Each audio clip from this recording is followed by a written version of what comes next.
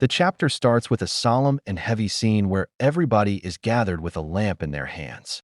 Everyone wears a mournful expression, and at the front, we can see the Count, the Countess, and many other familiar faces standing together in silence. The royal messenger steps forward, taking the role of pastor with measured poise. His voice, calm yet commanding, resonates through the hall, carrying authority that presses on the hearts of all who hear it. He announces that anyone who enters the Queen's chambers, regardless of reason, must be betrothed to her, as dictated by the sacred law and the command of the great ancestors. The words hang like steel in the air, a reminder that destiny and law are absolute in this realm. Then, the Queen appears. She steps gracefully onto the stage, her wedding dress gleaming under the light of countless lamps. Each intricate detail sparkles as though the dress itself were infused with magic, radiating her regal presence. She stands tall and composed, a picture of grace and quiet strength, her eyes reflecting a mixture of sorrow, hope, and determination. Even amidst the grief surrounding her, her aura commands attention, a beacon of poise and dignity in the room. The royal messenger turns to her and asks if she accepts the firstborn son of the Frontera family, Lloyd Frontera, as her royal consort. With unwavering resolve and solemn conviction, the Queen replies, "Under the command of the great ancestors and the sacred law, I gladly accept him as my royal consort." The royal messenger then addresses the other side. "Firstborn son of the Frontera family, Lloyd Frontera, do you accept Alicia Tamina Magentano, queen of this realm, as your wife and agree to accept the role of royal consort to the kingdom?" But instead of a man, all anyone sees is a shovel. The shovel lies atop a wooden box, carefully wrapped in countless flowers of every color and type, arranged as though honoring a fallen hero. It is still, silent, motionless. Its presence is haunting, like a shadow of grief given physical form. The hall is plunged into suffocating silence. Some tremble, others bite their lips to hold back sobs, and a few openly weep. The sorrow is almost tangible, pressing against hearts and chests with a weight no one can shake. Everyone realizes that the man they had been waiting for so many years is not here. And yet, hope refuses to die entirely.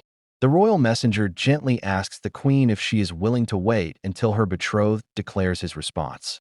With unwavering determination, Queen Alicia replies, her voice calm but resolute, "I am ready to wait, even for eternity." Hearing her words, the royal messenger solemnly announces that the betrothal ceremony will resume 1 year from this very day. As the Queen descends from the stage, Count Frontera approaches her, speaking softly and earnestly, asking if she might remain a little longer. She shakes her head, explaining that lingering here makes her heart uneasy, but the simple act of watching everyone live strong, resilient lives fills her with quiet satisfaction. She promises that she will return during the next festival, as she has always done, her words carrying both hope and melancholy. Her presence leaves a lasting impression. Some feel inspired by her strength, while others quietly weep, moved by her dedication. Suddenly, a voice cuts through the silence, startling everyone. "This festival will be the last one, Your Majesty." The entire hall freezes. Every eye turns toward the source of the voice, disbelief rippling through the crowd. Standing there is Xavier, missing for years. Behind him is a young man unfamiliar to everyone, a figure none of them recognize. That young man is Kim Suho, the real Lloyd Frontera. The Queen's heart races. Her steps are slow, deliberate, yet trembling with anticipation. She reaches out and touches his face gently, confirming what her heart already knew. When she sees him blush faintly, a soft, tender smile spreads across her lips. In that moment, the Queen realizes the truth. The unfamiliar young man before her is the man she has loved all along. "The man who made me fall in love," she whispers softly, "always appears whenever I wish to see him most, just like now." Kim Suho is stunned. He had never expected the Queen to recognize him so quickly.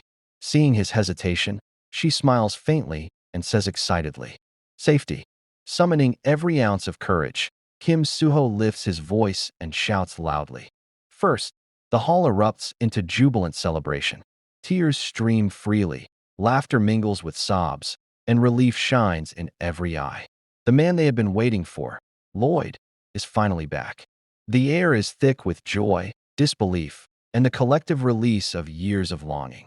Friends, allies, and those who had almost lost hope embrace one another, while some kneel in gratitude, overwhelmed by the miracle before them. At that moment, the system appears before Lloyd. All who know you rejoice for your presence in this world, it announces. Lloyd is stunned. He had sacrificed the system during his last battle against the King of Hell to gain world-class power, never expecting it to return. The system continues. Your wish has been fulfilled. The experiment on interference range and errors between higher and lower worlds has come to an end. Suddenly, Kim Soo-ho begins to transform. Brilliant light envelopes him, radiating outward as his body changes. Energy hums and crackles around him, shimmering in patterns that seem to weave reality itself.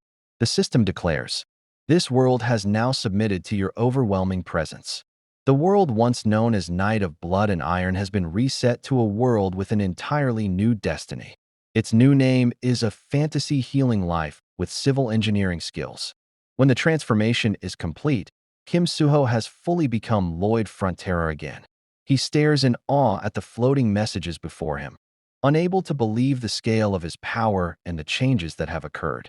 The system speaks warmly. "This adventure will be fun too, don't you think, my son?"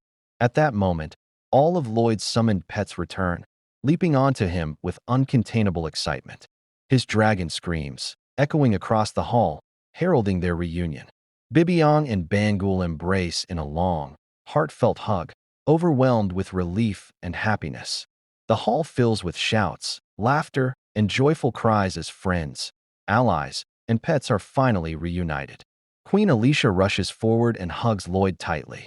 She teases him gently, saying his face looked so handsome that she almost didn't want to hug him. But her love for potatoes makes her unable to resist. Lloyd, blushing deeply, stammers, "Potatoes." The queen smiles softly and asks if he knows why his heart is racing so fast. From the side, Xavier watches with pride and joy. He is soon reunited with his lover, Siluria, and they embrace emotionally, tears streaming down their faces. With courage swelling in his chest, Lloyd confesses, "My heart is beating this fast because I love you."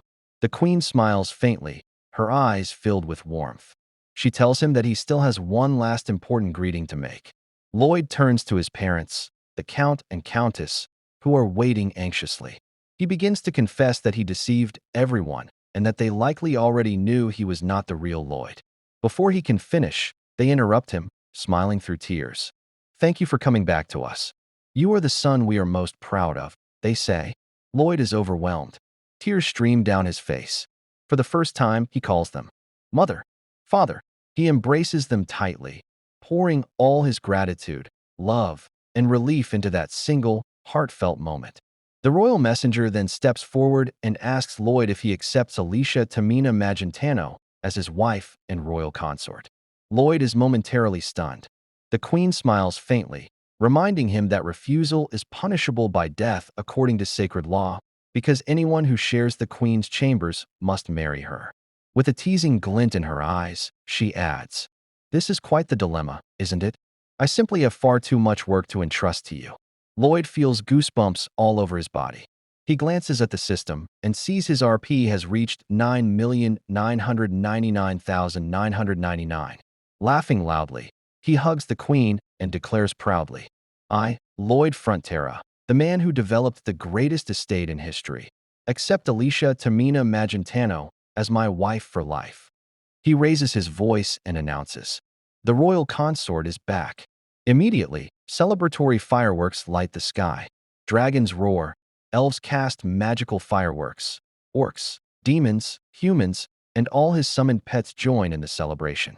The sky explodes with color, light, and magic, reflecting the emotions of everyone present. The queen grabs Lloyd and kisses him passionately and intimately. Their first kiss, full of love, longing, and relief. Xavier smiles warmly, while Siluria stands in stunned awe, unable to look away. With that, the chapter ends, bringing the greatest estate developer series to a magnificent, emotional, and heartwarming conclusion. It is, without a doubt, one of the most romantic, joyous, and satisfying endings in manhwa history. If you enjoyed this recap, please like and subscribe for more.